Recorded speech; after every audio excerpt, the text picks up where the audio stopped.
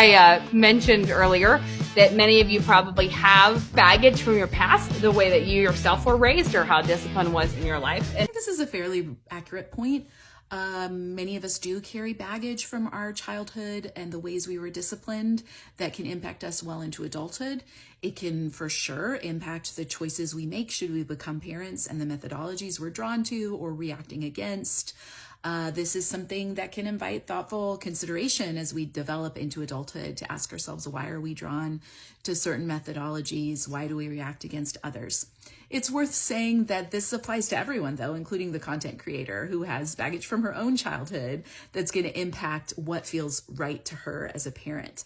So right at the outset, I find it funny that that's being presented to everyone else with the assumption that the content creator herself doesn't have any baggage, that her way is baggage free. I am in my 40s now, and I and my brother and my sister, we were all spanked when we were little. We all have wonderful relationship with our parents. We all have a lot of affection and joy and nostalgia. This is really a common follow-up to adult children talking about being spanked in childhood, especially adult children who are still kind of affirming their parents' choice to spank.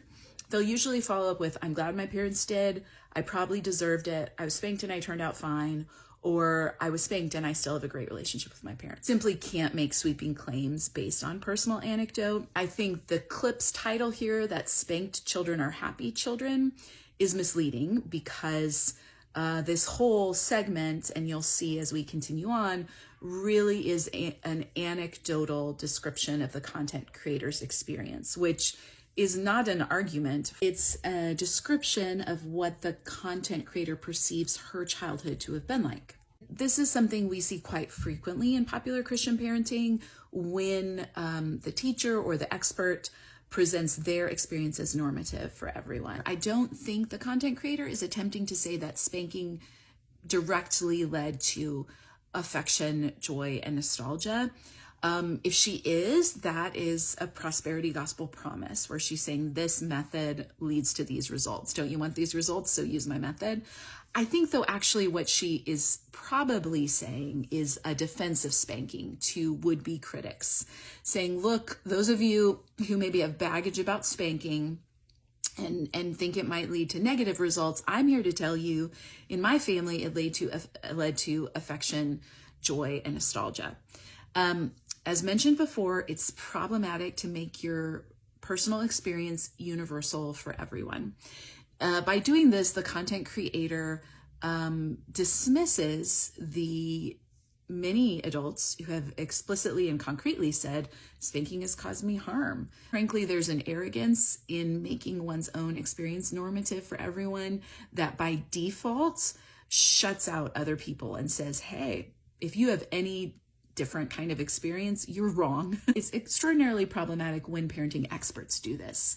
You see this again and again in popular Christian parenting teaching, where the experts platform themselves and their experience as normative for everyone and instructive for everyone, which is what we see here.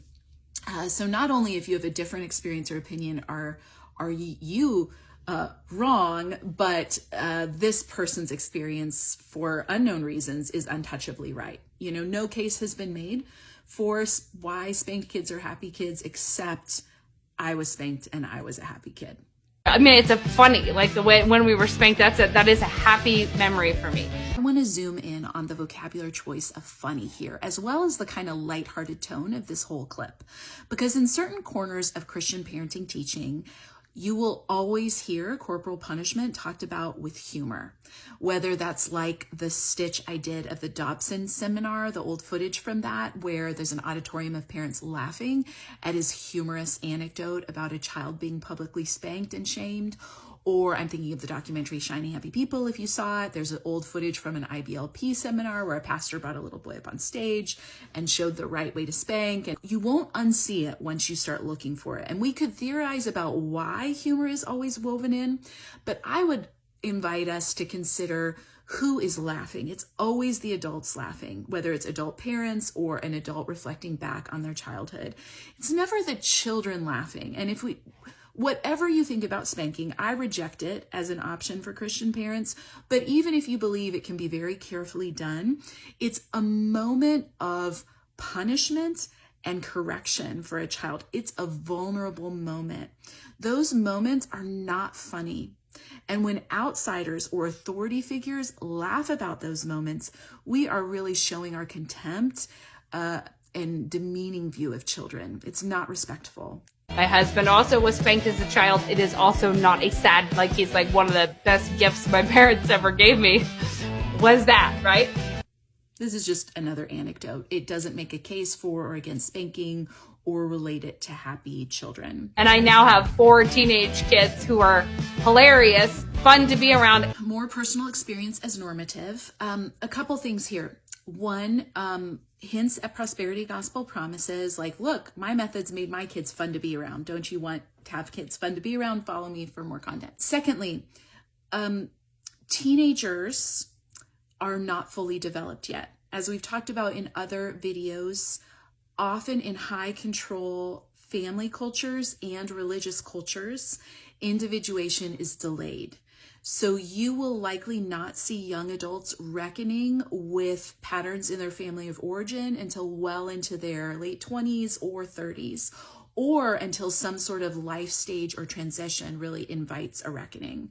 So certainly parents of older children who still have teenagers in the home, especially if it's a home that has a culture of instant obedience and authoritarian parenting, teenagers are not going to question their parents' motives. They're not. They're going to still be agreeing with their parents' methodology because, gosh, to not is to defy parental authority. And I'll remember very fondly the reigns of terror and the... I strongly object to the vocabulary choice here. Presumably reign of terror means something in this subculture. Maybe I'm imagining parents meting out swift punishment to children in younger developmental stages. Regardless, this is exactly what I'm talking about, where Christian parents mix joking terminology with images of violence. This is not okay, y'all. We need to stop tolerating this because there are children who live under reigns of terror, where the adults to whom they have been entrusted, who are to provide care and safeguarding, instead inflict pain and all manners of abuse. There's nothing funny about this. At times they were getting in trouble for things, and I even heard them after we were around some very unruly small children in the back of the car. They were all like, all right, let's make a deal now. We're all gonna not let our toddlers be stinkers. Like, we want to like each other. This really has a lot of the common lies Christian parents believe packed into one short statement. We see a strong emphasis on behavior. The depiction of children is solely around their behavior. They're unruly children. They're stinkers. There's no capacity for child development or developmentally appropriate toddler behavior. Prosperity gospel promise for the behavioral emphasis is that with spanking, you could control that. You could keep a child from being unruly.